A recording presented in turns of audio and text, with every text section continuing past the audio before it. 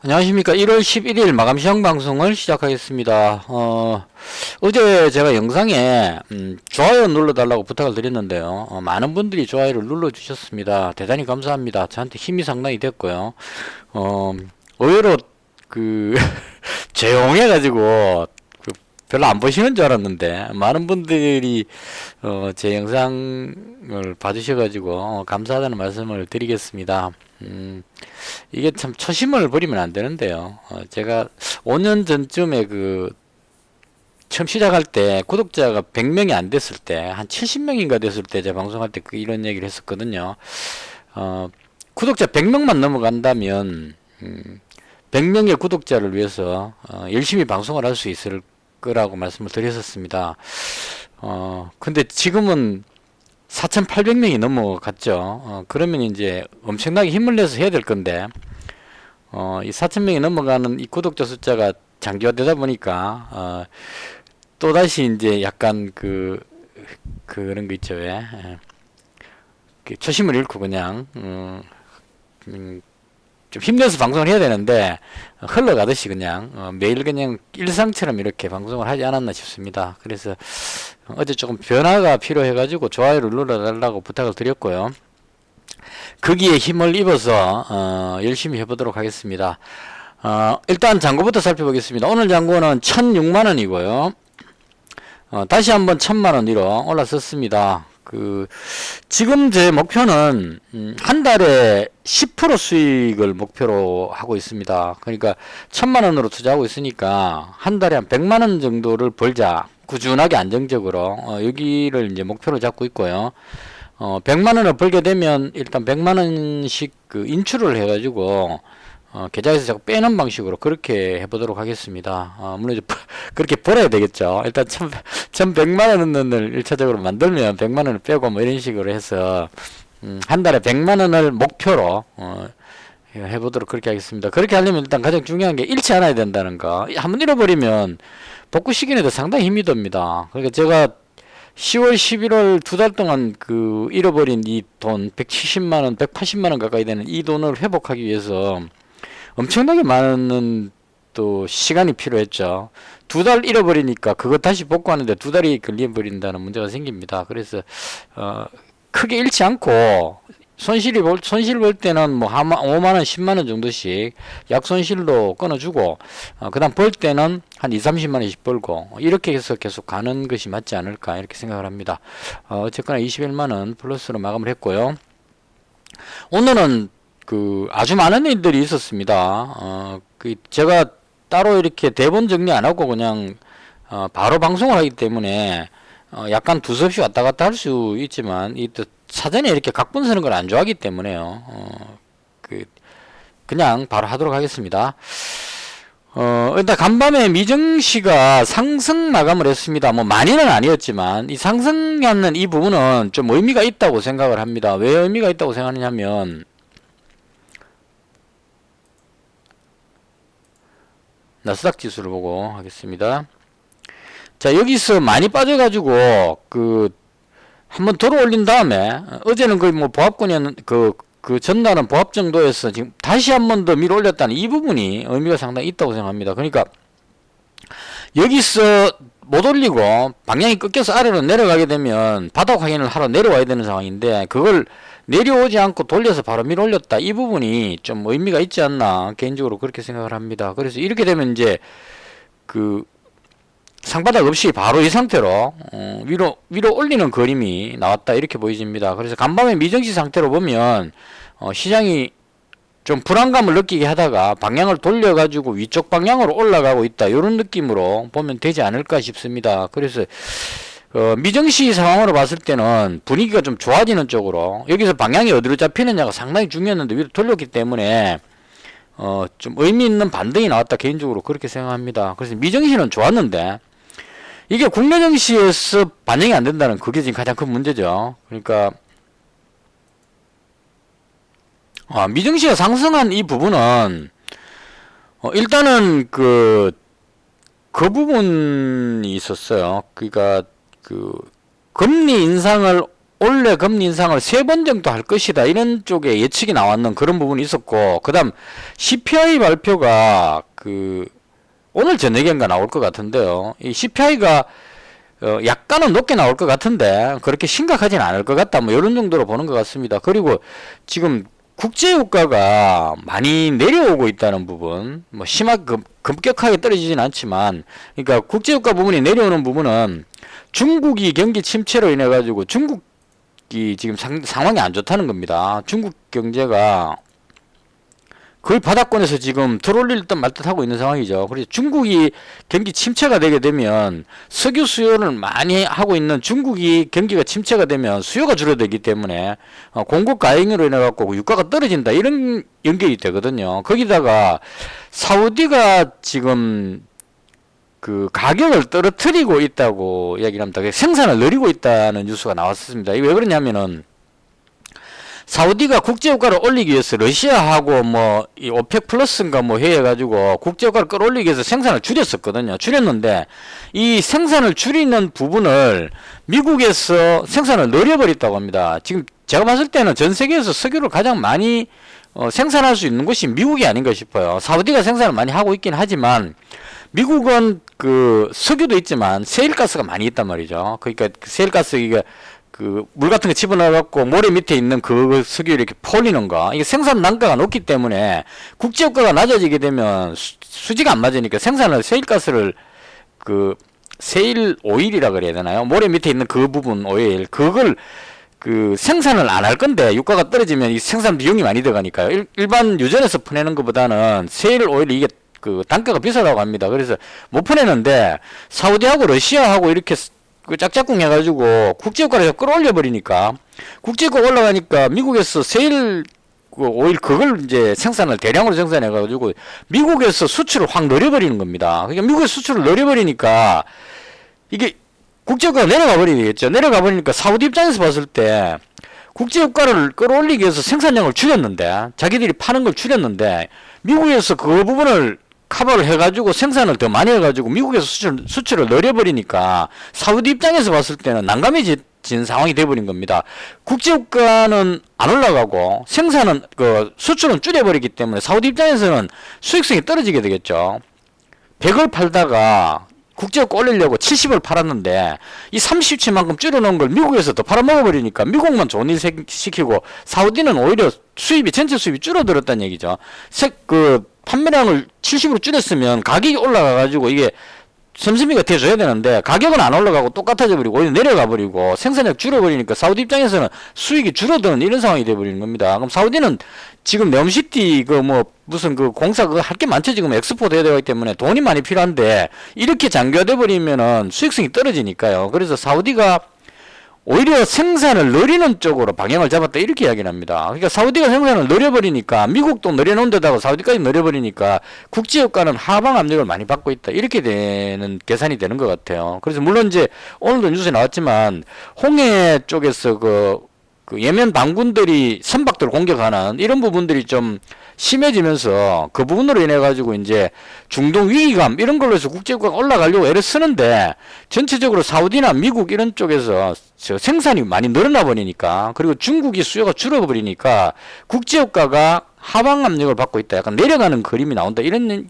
계산이 나오는 것 같습니다. 그래서 국제유가가 내려가 버리게 되면 일단 물류 비용이 들어가고 해서 물가가 좀 올라갈 가능성은 있겠지만 국제유가가 내려가게 되면 일단 물가에 영향을 주는 부분에서 물가가 안정될 가능성이 높겠다, 이렇게 잡힐 수 있을 것 같습니다. 그래서 이걸 다 합쳐 봤을 때 미국에서 소비자 물가가 급등할 가능성은 별로 없을 것 같다, 안정될 것 같다. 그리고 연준 의원이 어제 했는 말이 2%대의 CPI 물가만 보장된다면, 그 정도만 될 수 있다면 금리 인하를 할 수 있다, 충분히, 이런 식으로 표현을 했다고 합니다. 그래서 그 부분으로 인해 가지고 연준에서 원래 금리를 3번 이상 인하할 가능성이 있겠다, 이걸로 해가지고 이제 미증시가 올라갔다, 이렇게 보시면 될 것 같습니다. 중국 증시는 지금 여전히 위험한 상황인데 그래도 지지선에서 딸랑딸랑 매달려 있는 그런 데면 될 것 같고요. 그래서 그런 걸 종합해서 미국 증시가 올라가 버렸기 때문에, 위로 올라갔기 때문에 이제 방향이 위쪽으로 잡혔다, 이렇게 해석이 되어버리는 겁니다. 그래서 미증시가 좋아졌는데 문제는 국내 증시죠. 거래소 지수가 0.07%를 마감했습니다. 이건 그 어제 말씀드렸던, 제가 이틀 동안 말씀드리고 있는데요. 삼성전자 실제가 안 좋은 게 지금 문제입니다. 이 국내 증시가 못 가고 있는 거. 미국 증시는 여기서 이쪽으로 가고 있는데, 그것도 전고점 위에 여기서 지금 미국 지수는 놀고 있습니다. 여기서 놀고 있는데 안 내려오고 위로 올라가고 있는데, 국내 증시는 전고점도 못 오고 밑으로 내려왔다가 못 들어올리고 지금 밑으로 계속 빠지고 있습니다. 그 3일 연속으로 지금 밀리고 있죠. 그래서 이 부분은 삼성전자 떨어지는 것 때문에 그렇다 이렇게 보시면 될 것 같아요. 실적 발표했는데 예상보다 안 좋게 나오니까 외국인이 그동안 삼성전자를 여기서부터 주구장창 매수했단 말이죠. 12월 27일 여기서부터 막 400만 주, 100만 주, 200만 주를 여기서 샀단 말입니다. 외국인이. 삼성전자를 연말부터 해서 연초까지 해가 막 샀는데 실적 발표했는데 보니까 꽝 돼버렸다는 얘기입니다. 그러니까 이 물량을 줄여야 되겠죠. 너무 많이 사놨으니까. 그걸 계속 던지니까 쭉쭉쭉 빠졌고, 오늘은 미증시가 올라갔기 때문에 국내 증시가 올라가야 되는 날인 상황이거든요. 그래서 분봉 보시면 그래도 미국 증시가 올라가는데 내려올 수 없다 이래가지고 거래소가 상승하고 있었습니다. 상승하고 있어서 약간 상승한 상태였는데 0.3 몇 프로 정도 상승하고 있었는데 마지막 종가에 뚝 떨어져 버렸습니다. 한 방에 그냥 쫙 빠져버렸죠. 이 종가에 떨어지는 이 부분으로 인해 가지고 그 지수가, 거래소 지수가 하락 마감을 해버렸다 이렇게 보면 될 것 같습니다. 그래서 이 떨어지는 이 부분은 오늘이 옵션 만기일이더라고요. 그러니까 옵션 만기일이니까 외국인 입장에서는 콜 매도 쳐놓고 선물 매도 치고 삼성전자 확 던지면서 막판에 확 쭉 빼버린 겁니다. 쭉 빼버리니까 마지막에 뚝 떨어져가지고 끝났다 이런 얘기죠. 그래서 오늘은 이 풋 잡은 사람은, 막판에 풋 잡은 사람은 대박 났을 거고 여기서 풋 딱 잡고 있었으면 대박 났겠죠. 한 방에 확 떨어졌으니까. 콜 잡은 사람은 전부 다 꽝 됐다 이렇게 보시면 될 것 같습니다. 그래서 일단은 옵션 만기일 영향에다가 외국인 그 삼성전자 매도, 선물 매도, 오늘도 선물 매도를 6천억 정도 매도했습니다. 이제 제가 봤을 때 대충 외국인이 그동안 삼성전자 매수할 거라고, 삼성전자 매수하면 지수가 올라가니까 삼성전자 매수하면 지수가 올라갈 거라고 생각하고 선물을 계속 매수해갖고 끌어올려놨는데 삼성전자 꽝 돼버리니까 이걸 이제 역으로 풀어야 되겠죠.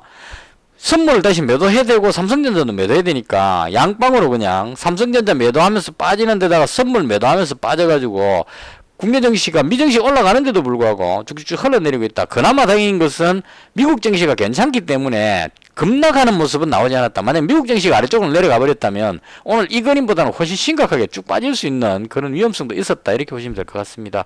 그래서 최종적으로 미증시가 좋은 상황인데도 불구하고 국내 증시가 내려가는 거는 외국인의 삼성전자 매도 이거 620만 주를 계산해보면 4,500억 정도 나옵니다. 그러니까 삼성전자를 4,500억을 하루 만에 팔아치웠다는 얘기입니다. 그동안 여기서 샀던 이 부분을 단 3일 만에 다 팔아먹었다는 얘기죠. 그리고 선물도 여기서 쭉 샀던 거를 다 팔은 겁니다. 그러니까 여기서부터 외국인이 삼성전자 매수하고 선물 매수했던 거를 다 원위치로 되돌려갖고 지수가 올라갔던 만큼 원위치로 되돌아왔다. 이제 여기서 다시 시작이다. 이런 느낌으로 구도가 잡혔다. 이렇게 보시면 될 것 같습니다. 그래서 대충 이제 시장이 어느 정도 빠질 만큼은 빠졌다. 이렇게 봐야 되겠죠. 그래서 이제 여기 지지선보다는 미국 증시가 괜찮으니까요. 한 요 정도에서 지지를 한번 해주는 걸 기대를 하면서 여기서 설마 더 빠지겠나 이런 느낌으로 약간 위쪽 방향으로 보고 대응하는 것이 맞지 않을까 그렇게 생각을 합니다. 아마 외국인들 매도가 오늘 이 삼성전자 매도가 어느 정도는 단기적인 매도로는 많이 나오지 않았을까. 여기서 추가로 더 매도한다면 삼성전자가 이 선을 깨고 내려가기 때문에 이렇게까지 팔지는 않을 것 같습니다. 그래서 오늘 이 옵션 만기를 기점으로 해서 외국인이 그동안 여기서 사서 끌어올려도 이 부분만큼은 원위치 시켰으니까요. 지수로도 올라갔던 만큼 되돌아왔으니까 여기서부터 새 출발 이런 느낌으로 대응하는 것이 맞지 않을까 그렇게 생각을 합니다. 대충 그렇고요. 지금 해외 증시에 비해서 지금 상대적으로 국내 증시가 반대로 가고 있어서 조금 안타깝긴 합니다. 그 지수는 뭐 이 정도로 하고요. 제가 또 선물 옵션 매매하는 것도 아니고 삼성전자 큰 금액으로 매매하는 것도 아니고 그냥 소액으로 단타 치고 있는 입장에서 지수가 내려가든 올라가든 급락하거나 급등하지만 않으면 그냥 종목 잘 잡아서 수익만 내면 된다 이렇게 보면 되겠죠. 그래서 요 정도로만 하겠습니다. 자, 그다음 오늘 가장 큰 이슈 부분인데요. 오늘 큰일이 있었죠. 자, 우리 기술투자 상한가 들어갔습니다. 이거는 그러니까 어제 아니죠. 그 전날 그 비트코인이 ETF 상장 승인될 것이라는 뉴스가 이틀 전에 나왔습니다. 그래서 이날 어제 말고 그 전날요. 그 전날 우리 기술투자가 갭으로 떴다가 눌렸죠. 제가 여기서 잡았다가 매도해버렸는데요. 거의 뭐, 만원 잃고 매도해버렸는데, 그 다음 어제 무슨 일이 있었냐면, 승인됐다는 그 뉴스가 오보였다. 이렇게 뉴스가 나온 겁니다. 그러니까 오보니까 올라갔던 걸 다시 되돌려갖고 빠지겠죠. 빠져갖고 밑으로 쭉 빠져버렸습니다. 빠졌는데, 오늘 아침 장시하기 전에, 뭐 11개인가 ETF가 승인됐다는 뉴스가 다시 나왔습니다. 그러니까 여기서 승인된 줄 알고 올라갔다가 그 다음에 그 승인됐다는 뉴스가 오보였다 그러면서 내려왔는데 그 오보였다는 그 뉴스가 오보가 돼버린 거죠. 결론은 실질적으로 승인이 돼버린 겁니다. 그러니까 누군가가 승인됐다는 뉴스를 이틀 전에 띄운 그 뉴스가 사전에 뭔가 정보를 입수했던 뭐 감으로 했던 간에 맞췄다는 얘기죠. 이게 맞았는데 오보라는 뉴스 나오는 바람에 시장에 혼선이 생겨갖고 거꾸로 내려가 버렸고, 오늘은 그게 승인이 한 개가 아니고 11개가 승인돼 버리니까 비트코인 쪽으로 이제 난리 나버린 겁니다. 근데 실제로 그 비트코인은 가격을 추적해보면 지금 46,000이거든요. 그러니까 이날 47,000을 돌파했던 비트코인이 승인되고 나서 오히려 그까지 못 올라갔다는 얘기, 46,000밖에 안 됐는데, 그렇다 하더라도 비트코인 관련주 입장에서는 승인됐기 때문에 호재를 작용해가지고 매수세가 몰리면서 급등하는 그림이 나왔다. 그 대장은 제가 봤을 때 우리 기술투자가 맞는 것 같아요. 우리 기술투자가 가장 먼저 상한가 들어갔고요. 그 다음 한국투자증권 우선주는 가벼우니까 얘가 상한가 들어갔었고, 그 다음 한국투자증권이 상한가 들어갔습니다. 이건 전부 다 업비트의 지분 가지고 있는 두나무, 업비트를 그 가상화폐 거래하는 곳이 업비트로 알고 있고요. 정확한지 모르겠지만 업비트로 알고 있고요. 업비트를 지분을 갖고 있는 게 두나무로 알고 있습니다. 두나무의 지분을 뭐 8%인가 얼마인가 가지고 있는 게 우리 기술투자고요. 그 다음에 이제 하나투자증권도 지분 어느 정도 갖고 있는 것 같습니다. 뭐 이런 정도고, 그 다음 업비트 말고 빗썸인가 뭐 해가지고 그거 나오는 게 이게 그거였는데요.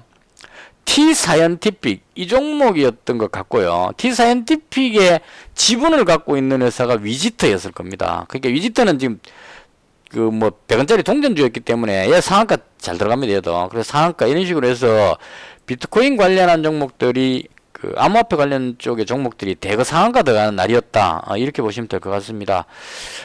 여기서 더불어서 제가 대성장 창투를 가지고 있었거든요. 근데 대성장투가 얘도 이 암호화폐 쪽에 약간 연결이 됐었어요, 예전에. 그래서 설마 상한가 들어갈 줄은 몰랐습니다. 이거 보시면 따라서 막 올라가는 겁니다. 그래서 여기서 반을 팔았어요.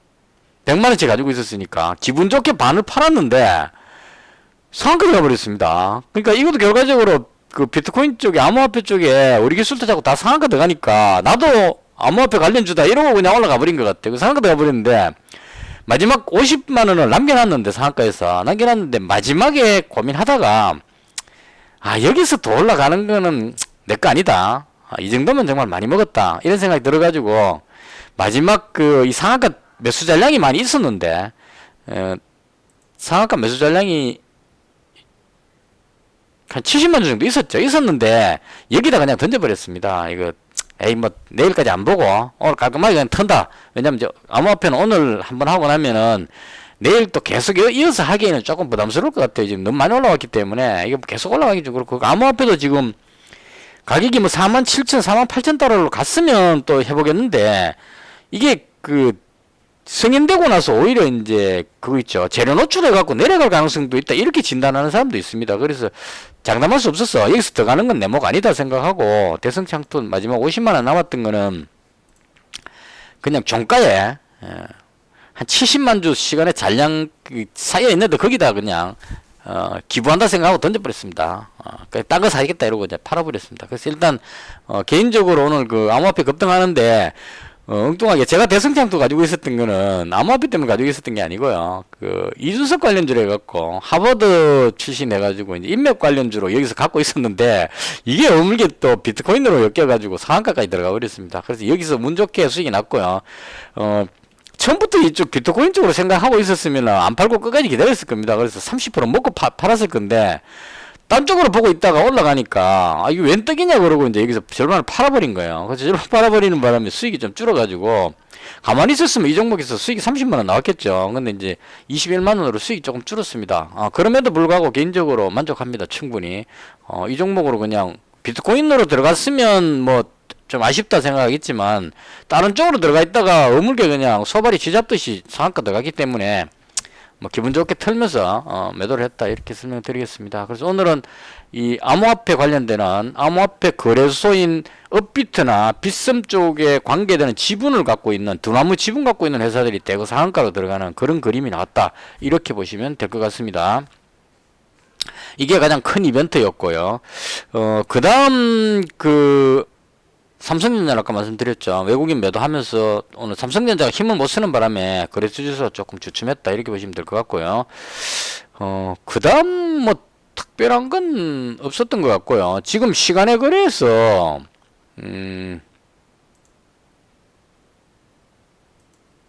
시간의 거래에서 지금 흥하해운이 아까 상한가 들어갔어. 아까 상한가 들어갔었는데요. 아니었나? 잘못 봤나요? 6.5%밖에 안 되네요. 홍구석이 아니고 흥하해운이었지 싶은데.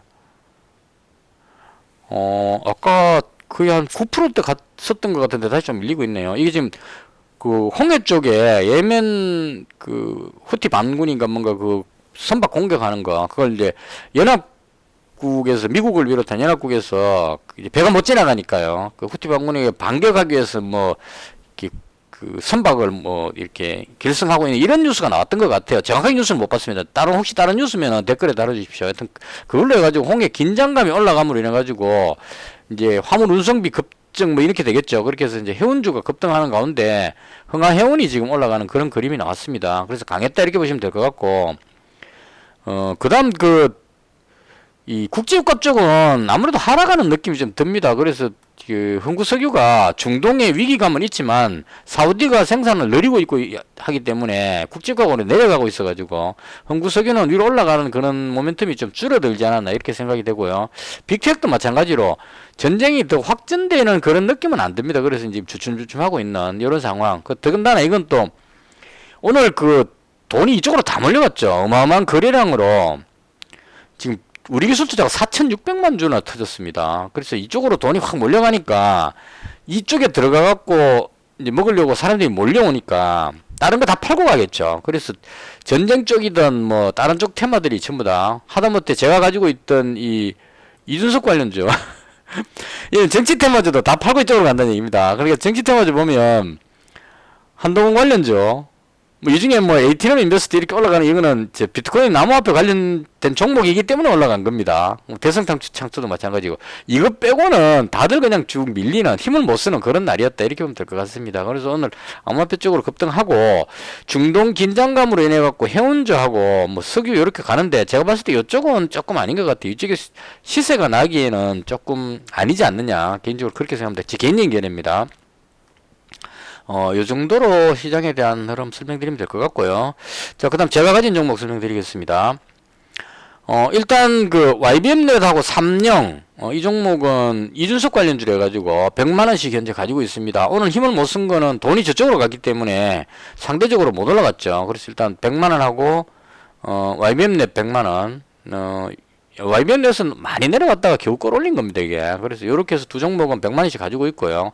나머지 그 가지고 있었던 윌비스하고 삼보산업은 그 매도해버렸습니다. 윌비스. 비중이 그렇게 크지도 않았고, 오늘 또 이렇게 올라갈 줄 모르고 그냥 시간에서 팔아버렸는데, 이게 그 좀 올라가고 아쉽긴 합니다. 어쨌거나 팔아버렸고요. 삼보산업도 이거 대장격이긴 한데, 뭐 실적도 부실 좀 약하고 이래가지고 뭐 조금씩 갖고 있어봐야 막겠나 싶어가지고 정리해버렸습니다. 뭐 이쪽은 정리하고 이제 다른 쪽 파트로 한번 매수를 해야 되지 않나 싶어가지고. 그러니까 이준석 관련주는 두 개만 남겼습니다. 삼성엠텍 100만원 남겨놨고 YBM랩 100만원 남겨놨고 실적 괜찮고 좀 안전한 종목 두 개 남겨놨다 이렇게 보시면 될 것 같아요. 그리고 대성창투는 뭐 이익 실현해가고 팔아버렸으니까 정리됐고요. 대충 이렇게 됐고요. 그 다음 대신정보통신은 유승민 관련주 해갖고 이제 갖고 있었는데 이것도 마찬가지로 이준석 관련주가 안 올라가면 유승민 관련주는 그 다음 파스로 올라가니까요.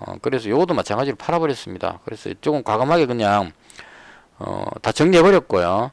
스맥이라는 종목은 어제 시간에서 바로 정리해버렸습니다. 이거 로봇 쪽은 아닐 것 같아서. 그래서 일단은 이렇게 해서 다 정리해버렸고요. 정리한 돈으로 오늘 이제 신규 모습 매수보다 먼저 저걸 해야 되겠죠. 제가 가지고 있었던 건설 관련주, 일단 윤석열 대통령이 재건축 관련한 발표를 하면서 그 재료로 인해 가지고 이제 건설주가 조금 살아나는 느낌입니다. 보시면 조금씩 전부 다 이제 양봉으로 조금씩 들어올리는 그런 그림이 나오고 있는 상황이거든요. 그래서 건설주 부분은 일단 태영건설이 이게 워크아웃 신청을 했는데 받아들여질 것 같다 이렇게 이야기를 하고 있습니다. 이 워크아웃 받아들인다고 해서 호재는 아닙니다. 이게 부채가 많아가지고 워크아웃 되니까 이제 부도가 난다는 얘기지 법정 관리에 들어가지 않는다는 그거지 이게 상승할 정도는 아닌 것 같은데 일단 뭐 된다 이러니까 좋은 줄 알고 막 올라가는 그런 느낌입니다. 그래서 저는 이제 이쪽을 보는 게 아니고 태영건설이 망하지가 않으니까 건설주 쪽으로 연쇄 부도 같은 게 나지 않는다 이걸 전제로 해가지고 건설 관련주 쪽으로 이제 잡은 거거든요. 그래서 제가 가지고 있는 종목이 SY 100만원 가지고 있고요. 그 다음 유신 100만원 가지고 있고 한미글로벌 100만원 가지고 있고 히림 100만원 가지고 있고 이렇게 해서 4종목 현재 그대로 보유 중입니다. 오늘 좀 올라갈 줄 알았는데 못 올라가네요. 이거도 저쪽으로 돈이 다 가버려가지고 별로 오르지는 못했습니다. 그래서 이 종목은 그대로 원래 그대로 보유하고 있는 상황이고요. 그 다음 이익 실현했는 돈하고 나머지 매도했던 걸 가지고 종가에 제가 매수를 했는데요. 일단 이글벳 100만원 잡았고요. 진바이오텍 100만원 잡았고요. 그 다음 중앙백신 100만원 이렇게 해서 100해서 300만원 잡았습니다. 이거 잡은 이유는 조류독감이 전라도 쪽하고 충청도까지 해서 발생이 계속 됐었습니다. 전라도 쪽이 주로 이제 발생이 됐었는데 경기도에서 한 군데 발생됐다고 뉴스가 나왔고요. 오늘 아침에 경북 어딘가에 오리 농가에서 발생됐다 이렇게 나왔습니다. 그러니까 기존에 전라도 쪽에서만 발생되고 있다가 경기도에 발생됐다는 얘기는 위쪽으로 다 올라갔다는 얘기죠. 조류독감이. 그리고 경북에서 발생됐기 때문에 이제 동쪽으로도 갔다는 얘기입니다. 그럼 이제 대한민국 전국으로 조류독감이 번졌다 이렇게 봐야 되겠죠. 그럼 전국적으로 확산했을 경우에는 좀 달라질 수 있지 않겠느냐 이런 생각이 듭니다. 그래서 오늘 올라갈만 했는데 많이 못 올랐어요. 오늘 이게 지금 한 이틀 동안 올리려고 무지 노력을 하고 있는데 이글벳도 마찬가지고 조류독감 뉴스가 나오니까 이제 끌어올리려고 매수가 들어오는데 엉뚱한 딴 쪽 재료가 터지니까요. 비트코인이라든가 뭐 이런 쪽 재료가 터져가 저쪽으로 돈이 확 몰려 들어가니까 이게 돈이 없어가지고 이쪽 못 들어오는 겁니다. 그래서 상대적으로 밀렸고요. 개인적인 생각에 그냥 잡은 이유는 이 암호화폐 같은 이런 테마가 내일 한 번 더 상승하고 나면은 밀리겠죠 좀. 그래서 내일 한 번 더 상승하고 나면 이 재료가 좀 죽을 거니까 그러면 이제 다음 어떤 종목이 좋을까 해가지고 테마가 움직일 걸로 보여집니다. 그래서 내일 금요일이기 때문에 내일은 가장 돈이 몰려올 가능성이 높아 보이는 것이 조류독감이 아니겠냐. 주말을 앞두고 있기 때문에. 그래서 선제적으로 이 주식은 딴 거 없이 그냥 물론 틀릴 수도 있지만 하루 정도만 앞서서 생각하면 됩니다. 그러니까 제가 하루 혹은 1시간 혹은 1분 이렇게 이제 생각을 하는데 무슨 말이냐면 내일 일어날 걸 예상을 해갖고 그 예상만 맞출 수만 있으면 오늘 매수를 할 수가 있는 거죠. 근데 이런 느낌입니다. 조류독감이 확산을 해가지고 올라갈 것 같아서 제가 이걸 샀는데 확산이 안 된단 말이에요. 확산이 안 되면 빨리 팔아버리면 됩니다. 확산할 줄 알고 샀는데 확산 안 했으니까 내 예상과 틀리구나 팔아버리면 된다는 얘기죠. 근데 내일은 금요일이기 때문에 주말 동안 많이 발생하겠지라는 기대감이 있어서 내일은 쉽게 잘 안 내려올 거란 얘기죠. 주말 기대감으로. 그래서 내일 특별한 일이 없으면 약간 위로 올리는 그림이 나올 거고요. 주말 동안에 확산하는 뉴스가 안 나오면 월요일날 그냥 팔아버리면 된다 이런 얘기입니다. 그래서 그런 느낌으로 중앙백신이 지금 오늘 가장 좋아 보여요. 그림이 약간 위로 올리는 그림이니까요. 그래서 이렇게 해서 세 종목은 매수했고요. 그다음 하나 더 잡고 싶은 종목인데 이건 지금 현재 그 현금이 100만 원 남아 있어 가지고요. 오늘 아침에 제가 노렸던 게 뭐가 있었냐면 피코그램입니다. 피코그램을 노린 이유는 이게 필터 쪽입니다. 정수기 필터 이쪽인데 시노펙스가 최근에 그 필터 이걸로 해갖고 그거 신장 투석하는데 필터 뭐 이런 거 개발해가지고 급등을 했습니다. 그래서 급등하는 모임이 나왔는데 제가 피코그램을 좋게 보는 이유는 요 시간에 그래서 그 많이 오르지 않으면 매수할 생각입니다. 많이 오르면 안 잡을 거고요. 요거 잡으려고 하는 이유는 지금 일본에서 지진이 일어나고 나서 거기 그 바다에 그 기름띠가 발견됐다는 뉴스가 나왔어요. 1차적으로 한번 발견됐는데 오늘 아침 뉴스에 그거보다 훨씬 넓은 면적으로 기름띠가 발생됐다고 나왔습니다. 그러니까 원전에서 그 처리하는 그 오염수가 바다로 나왔다 이렇게 예상해 볼 수 있겠죠. 근데 기시다 총리가 기자회견 하는데 기자가 이제 물은 겁니다. 원전 그 지진 일어나고 나서 원전 쪽에 문제가 생기고 나서 뭐 한참이 지났는데 총리께서는 여기에 대해서 답변을 그 질문을 왜 안 받느냐 이렇게 이제 물었는데요. 기시다 총리가 아무 말도 안 하고 그냥 탁 놓고 가버린 겁니다. 그러니까 답변을 회피해 버린 거예요. 그러니까 이게 이제 총리가 말을 못하고 있다는 얘기는 뭔가 문제가 좀 생겼을 수도 있다 이렇게 보여지는 겁니다. 이게 다 추측입니다. 제가 하고 있는 거는. 그래서 만약에 그 오염수가 원전에 있는 오염수가 지난번에 후쿠시마처럼 오염수가 바다로 나왔다고 가정을 하게 되면 상당히 심각해진다는 겁니다. 이번에는. 왜냐하면 지난번에 후쿠시마는 일본이 있으면 일본 아래쪽입니다.